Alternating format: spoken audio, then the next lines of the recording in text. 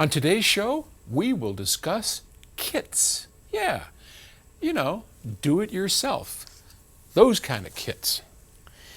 And the question comes from Peter in New Orleans.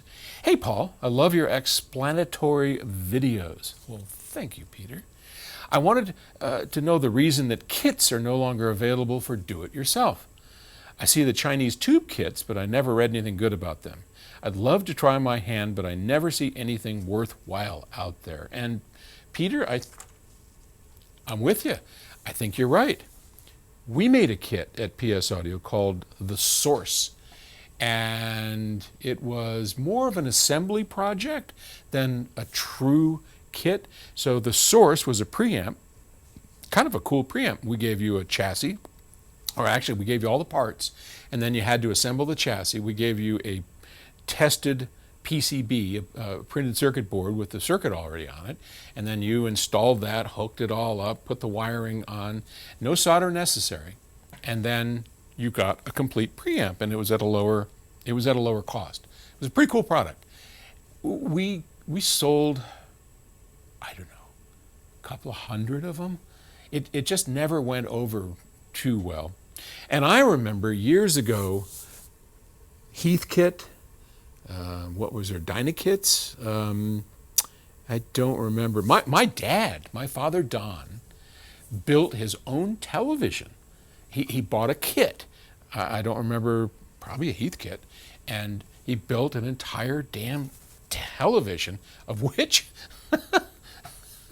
I got my first lesson of a capacitor and its ability to store energy from my father's television. Now, televisions, at least back in the old days of the cathode ray tube CRTs, these big vacuum bottles that had phosphorus on the inside, and they literally had an electron beam.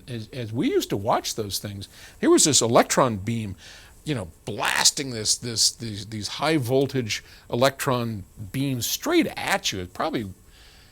I'm glad we're with LCDs today, because those are pretty safe, but and I used to sit like an inch away from the television watching, Howdy Doody and Soupy Sales, and what else did the Lone Ranger.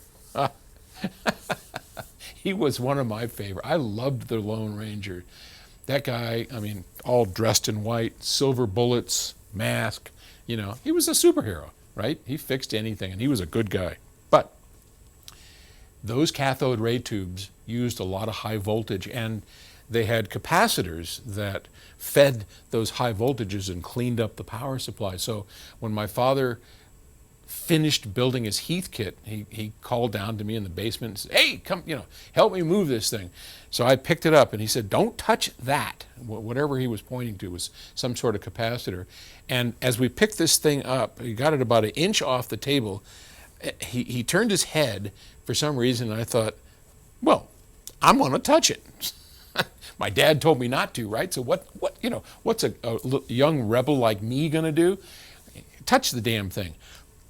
Bam! Just knocked me on my ass, and I dropped the television. Fortunately, it was only like an inch off the table, and it crashed to the ground. And my father yelled at me and told me to get out. And I think my two sisters wound up hauling the thing up.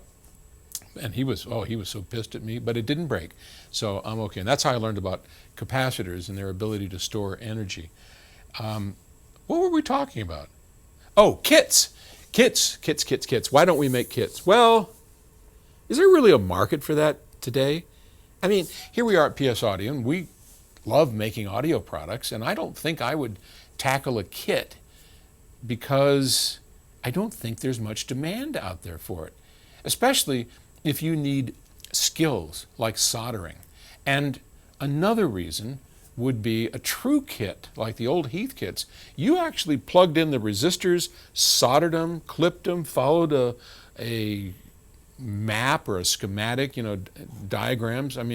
People today bitch about putting together a piece of IKEA furniture, and their whole shtick is having one tool that hey, Terry will go down and buy this piece of IKEA something, put it down there, and I just dread it.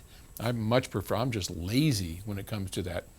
But soldering is that takes skill, and it's a skill not many people have. And so that would be one reason why. Another reason I could think of is that surface mount parts, SMT, those kind of parts that are about, oh, I don't know, 1/16 of an inch, even smaller.